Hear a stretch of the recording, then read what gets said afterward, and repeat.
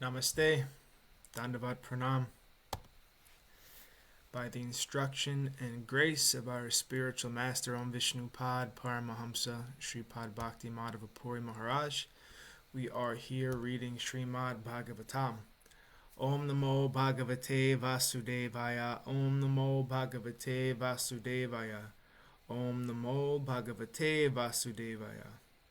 We're also paying our humble Dandavat Pranam to Srila A.C. Bhaktivedanta Swami Prabhupada for providing us this wonderful commentary and translation of Bhagavatam. And following the guidance of Srila Bhaktisiddhanta Saraswati Thakur, we are praying to Srimati Radharani. Srila Bhaktisiddhanta Saraswati has told us that unless we can learn something about Srimati Radharani within our study of Bhagavatam, then our study has been wasted if we have not done that. Yadi seva vanchitasya ma, yasya kripaya vayam labema, sarvam prapnuma prayojanam, damni Shri Bhagavat Pade, Krishna sambandhi sarvam cha, yadi na janimahe tutam, ashtadashasu sahasreshu, shlokanam Bhagavat oktishu, radharanim na vindamatada, nishvalam Bhagavat adhyayanam, radhikaya kripam vina, vyartasyat sarva parishrama. If we are cheated out of serving that personality whose mercy awards us everything we need, including residence in the Lord's holy Dham and all things connected to Krishna, and if we cannot understand or discover Radharani within the 18,000 verses of Śrīmad Bhāgavatam, then our study of Śrīmad Bhāgavatam has been pointless. Without the mercy of Srimati Radharani, all of our efforts are in vain. So we are continuing our reading today from Canto 5, Chapter 12, a new chapter.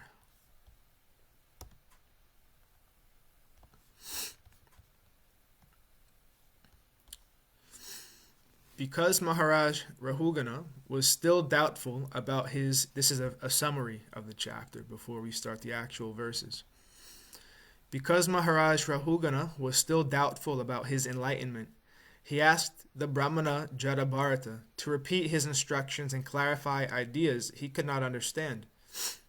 In this chapter, Mahārāja Rahūgaṇa offers his respectful obeisances to Jaḍa Bharata, who was concealing his real position. The king could understand by his speech how exalted and advanced he was in spiritual knowledge. He very much regretted his offense against him. Mahārāja Rahūgaṇa was bitten by the serpent of ignorance, but was cursed by nectarian words of Jaḍa Bharata. Later, because he was doubtful about the subjects discussed, he made further inquiries, one question after another. First, he wanted to be released from the offense he had committed at the lotus feet of Jaḍa Bharata. Mahārāja Rahūgaṇa was somewhat unhappy, and not being able to grasp Jaḍa Bharata's instructions, which were full of meaning that could not be understood by a materialistic person. Therefore, Jaḍa Bharata repeated his instructions more clearly. He said that on the surface of the globe, all living entities, moving and unmoving, were but transformations of the earth in different ways. The king was very proud of his king's body, but that body was simply another transformation of the earth. Out of his false prestige, the king was misbehaving toward the palanquin carrier, as a master toward a servant, and he was actually very unkind to other living entities. Consequently, King Rahūgaṇa was unfit to give protection to the citizens, and because he was ignorant, he was unfit to be counted among advanced philosophers. Everything in the material world is but a transformation of the earth. Although things have different names according to their transformations, actually the varieties are one and the same, and ultimately all these varieties are vanquished into atoms. Nothing is permanent in this material world. The variety of things and their distinctions are simply mental concoctions. The absolute truth is beyond illusion and is manifested in three forms, or three features: impersonal Brahman, localized Paramatma, and the Supreme Personality of Godhead. Ultimate realization of the Absolute Truth is the Supreme Personality of Godhead called Vāsudeva by his devotees. Unless one is blessed with the dust from the feet of a pure devotee on his head, one cannot possibly become a devotee of the Supreme Personality of Godhead. Jaḍa Bharata also told about his own previous birth and informed the king that by the grace of the Lord he still remembered all the incidents of his past life. Due to the activities of his past life, Jaḍa Bharata was being very cautious and was therefore assuming the characteristics of a deaf and dumb man to avoid mingling with the material world. Association with the material modes of nature is very powerful. The bad association of materialistic men can be avoided only in the association of devotees. In the association of devotees, one is given an opportunity to render devotional service in 9 different ways. Shravanam, Kirtanam, Vishnu Smaranam, Padasevanam, Archanam, Vandanam, Dasyam, Sakyam, Atmanavedanam. Śrīmad Bhāgavatam 7.5.23. In this way, in the association of devotees, one can pass over material association, cross over the ocean of nescience, and return home back to Godhead. Text 1. Rahūgaṇa uvacha namo nama karana vigrahaya svarupa tuchi krita vigrahaya namo varuta dvija bandulinga nigudha nityanubhavaya tubhyam. King Rahūgaṇa said, O most exalted personality, you are not different from the Supreme Personality of Godhead. By the influence of your true self, all kinds of contradiction in the Shastras have been removed. In the dress of a friend of a Brahmana, you are hiding your transcendental blissful position. I offer my respectful obeisances unto you. Purport. From the Brahma Samhita, we understand the Supreme Personality of Godhead is the cause of all causes. Sarva Karana Karanam. Brahma Samhita 5.1. Rishabdadev was the direct incarnation of the Supreme Personality of Godhead, the cause of all causes. His son Bharata Mahārāja, who is now acting as the Brahmana Jaḍa Bharata, had received his body from the cause of all causes. Therefore, he is addressed as Karana Vigrahaya. Karana Vigrahaya. Text 2. Dvarhamayartasya yata gadam sat nidhagha dagdasya yata himhamba kudeha manahi vidhashta drishte brahman vachaste mritam ashodham me. O best of the Brahmanas, my body is filled with dirty things, and my vision has been bitten by the serpent of pride. Due to my material conceptions, I am diseased. Your nectarian instructions are the proper medicine for one suffering from such a fever, and they are cooling waters for one scorched by that heat. Purport. The conditioned soul has a body full of dirty things, bones, blood, urine, stool, and so forth. Nonetheless, the most intelligent men in this material world think they are these combinations of blood, bone, urine, and stool. If this is so, why can't other intelligent men be made with these ingredients, which are so readily available? The entire world is going on under the bodily conception and creating a hellish condition, unfit for any gentleman's living. The instructions given to King Rahūgaṇa by Jaḍa Bharata are very valuable. They are like the medicine that can save one from a snake bite. The Vedic instructions are like nectar and cool water for one suffering from scorching heat.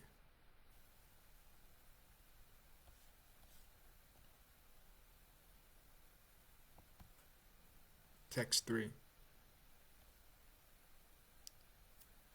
Tasmad bhavantam mama samshayartam prakshami paschad adhuna shubhodam adhyatma yoga gratitam tavoktam akhyahi kautuhala chetaso me. Whatever doubts I have about a particular subject matter I shall ask you about later. For the time being, these mysterious yoga instructions you have given me for self-realization appear very difficult to understand. Please repeat them in a simple way so that I can understand them. My mind is very inquisitive, and I want to understand this clearly.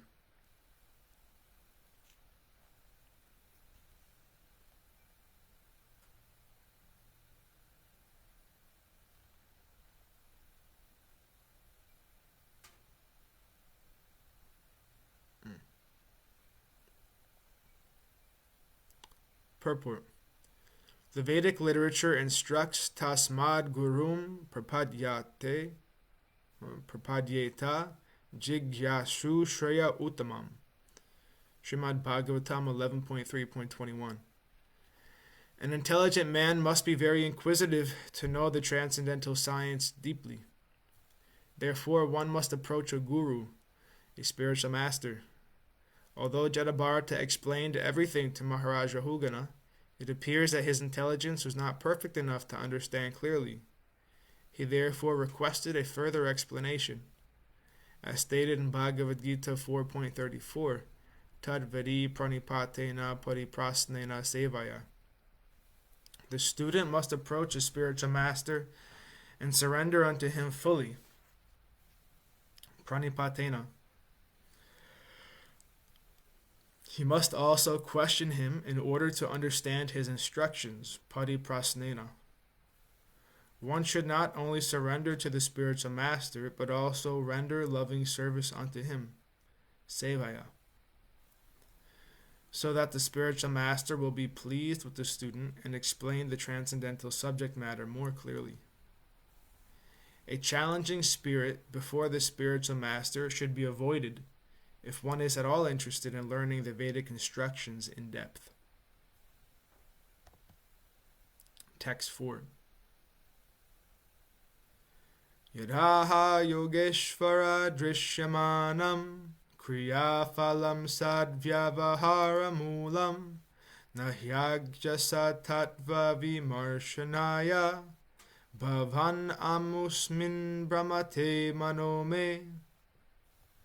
O Master of yogic power, you said that fatigue resulting from moving the body here and there is appreciated by direct perception. But actually there is no fatigue. It simply exists as a matter of formality. By such inquiries and answers, no one can come to the conclusion of the absolute truth.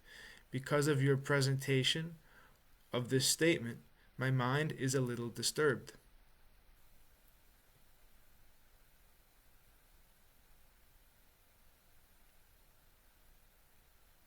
Purport. Formal inquiries and answers about the bodily conception do not constitute knowledge of the absolute truth.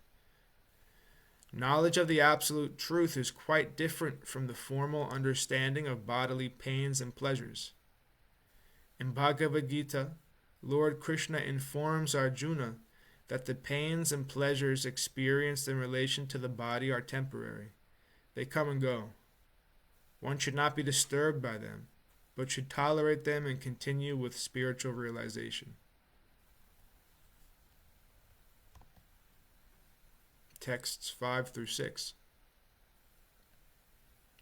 Brahmana uvacha ayam jano nama chalan prativyam ya parthiva kasya heto tasyapi changrayor adi gulpa janga januru madhyora shiro dharmisya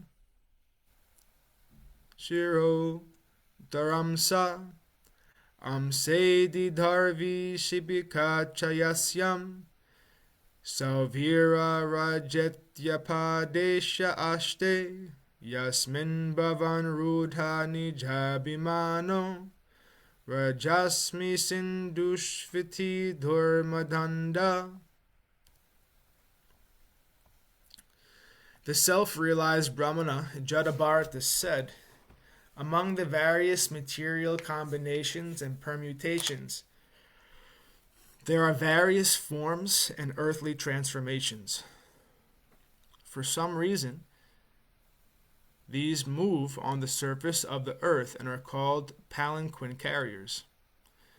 Those material transformations which do not move are gross material objects like stones. In any case, the material body is made of earth and stone in the form of feet, ankles, calves, knees, thighs, torso, throat, and head. Upon the shoulders is the wooden palanquin, and within the palanquin is a so-called king of Salvira. The body of the king is simply another transformation of earth, but within that body your lordship is situated, and falsely thinking that you are the king of the state of Salvira. Purport. After analyzing the material bodies of the palanquin carrier and the palanquin passenger, Jaḍa concludes that the real living force is the living entity. The living entity is the offshoot or offspring of Lord Vishnu. Therefore, within this material world, among moving and non-moving things, the real principle is Lord Vishnu. Due to his presence, everything is working, and there are actions and reactions. One who understands Lord Vishnu as the original cause of everything is to be understood, to be perfectly situated in knowledge. Although he was falsely proud of being a king, King Rahūgaṇa was not really situated in knowledge. Therefore he was rebuking the palanquin carriers, including the self-realized Brahmana Jaḍa. This is the first accusation Jaḍa made against the king, who was daring to talk to a learned Brahmana from the flimsy ground of ignorance, identifying everything with matter. King Rahūgaṇa argued that the living entity is within the body, and that when the body is fatigued, the living entity within must therefore be suffering. It is clearly explained in the following verses that the living entity does not suffer due to the body's fatigue. Srila Vishwanath Chakravarti gives an example of a child heavily decorated with ornaments. Although the child's body is very delicate, he does not feel fatigue, nor do the parents think that his ornaments should be taken away. The living entity has nothing to do with the bodily pains and pleasures. These are simply mental concoctions. An intelligent man will find the original cause of everything. Material combinations and permutations may be a matter of fact in worldly dealings, but actually the living force, the soul, has nothing to do with them. Those who are materially upset take care of the body and manufacture Daridra Narayan, or poor Narayan. However, it is not the fact that the soul or supersoul becomes poor simply because the body is poor. These are the statements of ignorant people. The soul and supersoul are always apart from bodily pleasure and pain.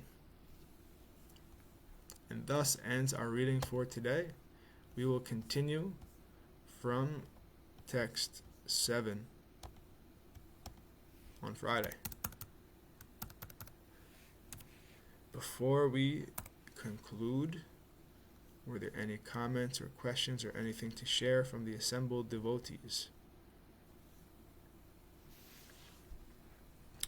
It's worth mentioning that sometimes when we hear that the soul does not really suffer when the body suffers, it sounds a little abstract because when we stub our toe, we feel some pain. Or if we were to put our hand over fire, it's like we're really experiencing pain, so how can we relate to that? But I heard a devotee once make this comparison, which is super helpful. If you buy a car and then someone hits your car and you don't actually get hurt, but you are so much in anguish because your car just got smashed. I mean, you're really in anguish because your car got smashed, although you suffered no bodily pain at all.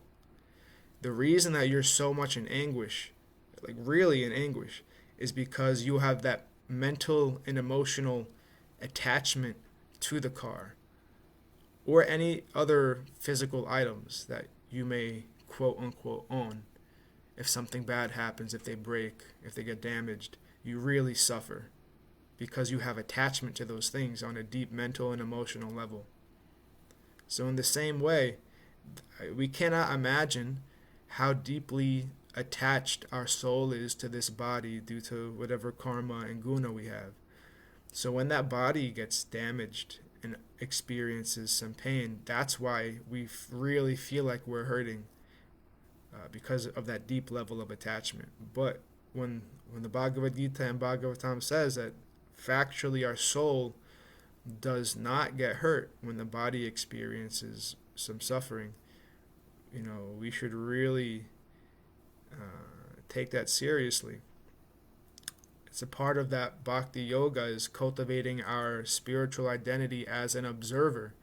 We're the consciousness, right? The soul, the consciousness is the emanation of the soul. So we're the observer of that pain and suffering, but we don't have to identify with it.